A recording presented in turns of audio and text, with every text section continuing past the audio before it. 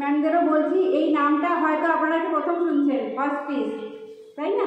Hospital তো আমরা অনেক শুনেছি, কিন্তু হসপিস আমরা শুনিনি, এটা প্রথম শুনছি, তাই না ম্যাম? হসপিস, হ্যাঁ, এটা আমরা প্রথম শুনছি। মানে আমরা হসপিটালটার সাথে একদম ছোট থেকেই শুনে আসছি, কিন্তু হসপিসটা আমরা জানি না। এটা হচ্ছে একটা এমন জায়গা যেখানে এইটা কিন্তু বিভিন্ন রোগের ক্ষেত্রে এটা করা যেতে পারে, কিন্তু যেহেতু আমরা স্পেশালি ক্যান্সার নিয়ে কাজ করি, সেক্ষেত্রে আমরা কিন্তু ক্যান্সারের উপরে, যারা ক্যান্সারে আক্রান্ত হন তাদের তো একদম যখন লাস্টে চলে যাচ্ছেন তখন তাদের অনেক রকমের অসুবিধা হয়, হয়তো কারোর বমি হচ্ছে, পায়খানা হচ্ছে, হ্যাঁ, বা হচ্ছে প্রচণ্ড ক্রমাগত জ্বরটা হয়ে যাচ্ছে। তো এই যে ওদের একে তো ওরা একটা সাংঘাতিক রোগের সঙ্গে ওরা যুদ্ধে রাত দিন, তারপরে কি হয়, এই যখন উপরোগগুলো ওদের মধ্যে ক্রমাগত হচ্ছে, আচ্ছা, তখন ঠিক আছে, তখন কি হয়, ওদের সেইগুলো নিয়েও টেনশনে ওরা পড়ে যায়।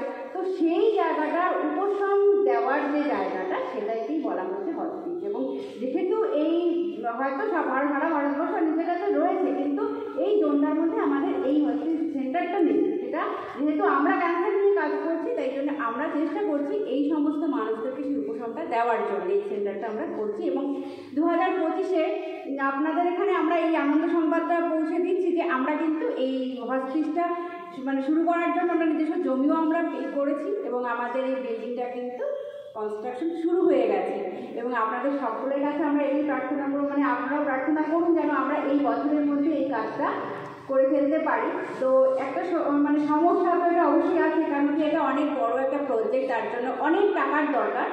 তো সমস্ত জায়গায় আমরা এটাই মানে সুবিধা ক্যান্সার যদি একই করে যে কেউ যদি কারো টিফিন খরচা 5 টাকা, বেশি নয়, 5 টাকা যদি ও রোজ বাঁচায়, বা যদি মাসে একদিন করেও কোথাও একটা জমায়, এটা একটা বৃহৎ আকার একটা অ্যামাউন্ট তৈরি হবে।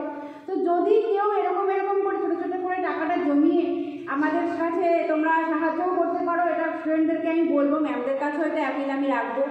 যদি এরকম সম্ভব হয় আমাদের এই মহৎ যে কাজটা, এটাতে আপনারাও আসুন, এই সাহায্যের হাত বাড়িয়ে দিন, যাতে করে আমরা এই বছরের মধ্যে এই সেন্টারটি ওপেন করে দিতে পারি সর্বসাধারণের কল্যাণের জন্য। তো আপনাদের সবার কাছে আমি আর বেশিক্ষণ সময় নেব না, এবার যেটা মানে মেন আমাদের ব্যাপার, যেটা সার্ভাইকাল ক্যান্সার যেটা বলছি আমরা, তো সেটা নিয়ে এখন ম্যাম আপনাদেরকে একটু বিষয়ে বলে দেবেন।